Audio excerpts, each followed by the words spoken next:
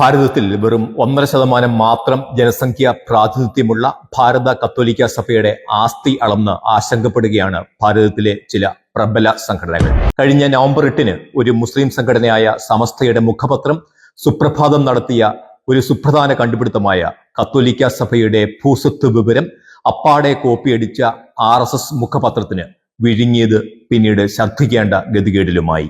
മുസ്ലിം സംഘടനയായ സമസ്തയും സമസ്തയുടെ മുഖപത്രം സുപ്രഭാതവും കണ്ടെത്തിയ അടിസ്ഥാനരഹിതമായ വിവരങ്ങൾ വഖഫ് വിധി പശ്ചാത്തലത്തിൽ RSS അവരുടെ മുഖപത്രത്തിൽ പ്രസിദ്ധീകരിച്ചപ്പോൾ RSSനെ സൂക്ഷിക്കണമെന്ന് സഭയ്ക്ക് മുന്നറിയിപ്പ് നൽകി രാഹുൽ ഗാന്ധിയും മുഖ്യമന്ത്രിയും അടക്കമുള്ള നേതാക്കൾ പ്രസ്താവന ഇറക്കിയതോടെ രംഗം കൊഴുത്തു. വഖഫിനെ പിന്തുണച്ച ക്രിസ്ത്യാനിക്ക് പണി വരുന്നുണ്ട് അവറാച്ച എന്നതായിരുന്നു സഭയ്ക്ക് ഇടത് വലത് രാഷ്ട്രീയ നേതൃത്വം നൽകിയ ഉപദേശ സംഗ്രഹം. കത്തോലിക്ക സഭ കൈവശം വെച്ചിരിക്കുന്നത് 17.29 കോടി ഏക്കർ ഭൂമി എന്ന കണ്ടുപിടുത്തത്തിലെ പൊള്ളത്തരങ്ങളും പൊരുത്തക്കേടുകളും അക്കമിട്ട് നിരത്തുന്നു. 1. ഭാരതത്തിൽ വാസയോഗ്യവും ഉപയോഗയോഗ്യവുമായ 54 കോടി ഏക്കർ ഭൂമിയാണുള്ളത്.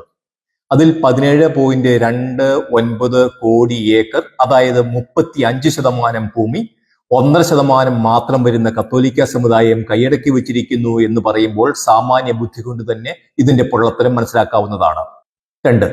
കത്തോലിക്ക സഭയുടെ 17.29 കോടി ഏക്കർ ഭൂമിയും അതിലെ വസ്തുവകകൾക്കും അവർ കൽപ്പിച്ചിരിക്കുന്ന മൂല്യം 20,000 കോടി രൂപ മാത്രം. അതായത് സ്ഥാപനങ്ങൾ ഉൾപ്പെടെയുള്ള ഒരേക്കർ സ്ഥലത്തിന് ശരാശരി 1,157 രൂപ മാത്രം. 1 സെന്റ് ഭൂമി പോലും 1,157 രൂപയ്ക്ക് ഈ നാട്ടിൽ ലഭിക്കുകയില്ല എന്ന സാമാന്യ വിവരം പോലും ഈ ഗവേഷകർക്ക് ഇല്ലാതെ പോയി. 3. 17.29 കോടി ഏക്കർ എന്ന് പറയുന്നത് ദക്ഷിണേന്ത്യൻ സംസ്ഥാനങ്ങളായ കേരളം, തമിഴ്നാട്, കർണാടക, മഹാരാഷ്ട്ര എന്നീ സംസ്ഥാനങ്ങൾ മുഴുവൻ അളന്നാൽ പോലും 17 കോടി ഏക്കറിൽ താഴെ വരികയുള്ളൂ എന്ന സാമാന്യ വിവരം ഈ സർവേക്കാർക്ക് ഇല്ലാതെ പോയി. 4. കത്തോലിക്ക സഭയുടെ സ്ഥാപനങ്ങളുടെ എണ്ണം പറയുമ്പോൾ അതിന് അവലംബിച്ച രേഖകൾ 2012 ഉള്ളതാണ്.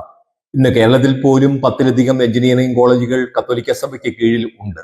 13 വർഷങ്ങൾക്ക് മുമ്പ് എവിടെ നിന്നോ കിട്ടിയ സ്ഥിതിവിവര കണക്കുകൾ ആധികാരികമായി അവതരിപ്പിക്കുന്നതിനെ പരിഹാസരൂപേണ മാത്രമേ കാണുവാൻ സാധിക്കൂ. 5. സഭയുടെ വിദ്യാഭ്യാസ ആതുര സ്ഥാപനങ്ങളുടെയും കണക്കെടുത്തപ്പോൾ അനാഥ മന്ദിരങ്ങൾ, അഗതി മന്ദിരങ്ങൾ, വൃദ്ധമന്ദിരങ്ങൾ ഉൾപ്പെടെയുള്ള ഉപവിശാലകളുടെ കണക്ക് കണ്ണിൽപ്പെടാതെ പോയതും വിചിത്രമായി.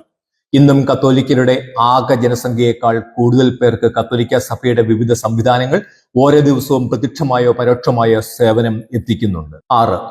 ആയിരക്കണക്കിന് വിദ്യാഭ്യാസ ആതുര സ്ഥാപനങ്ങളുടെ ഗുണഭോക്താക്കൾ ആര് എന്ന പ്രസക്തമായ ചോദ്യവും കണക്കെടുപ്പുകാർ സൗകര്യപൂർവ്വം വിസ്മരിക്കുകയാണ്. ഒരിക്കൽ ഇരുണ്ട ഭൂഖണ്ഡം എന്ന് വിളിച്ചിരുന്ന ഭാരതത്തിലെ വെളിച്ചത്തിലേക്ക് നയിച്ചത് ഈ സ്ഥാപനങ്ങളായിരുന്നു എന്ന് പരോക്ഷമായി സമ്മതിക്കുന്നുണ്ട് ഈ കണക്കുകൾ. എന്തായാലും തെറ്റു മനസ്സിലാക്കി ലേഖനം പിൻവലിച്ച RSS നടപടി സ്വാഗതാർഹം. കഴിഞ്ഞ നവംബർ 8-ന് ഈ വിവരങ്ങൾ സമസ്ത പറഞ്ഞപ്പോൾ ഇവിടുത്തെ രാഷ്ട്രീയ നേതൃത്വം മൗനം അവലംബിച്ചത് ആരെ പ്രതിപ്പെടുത്താനാണ് എന്ന് പൊതുസമൂഹത്തിന് അറിയാം. ഭാരതീയ കത്തോലിക്ക സഭയ്ക്ക് 10,000-കണക്കിന് ഏക്കർ ഭൂമിയുണ്ട്.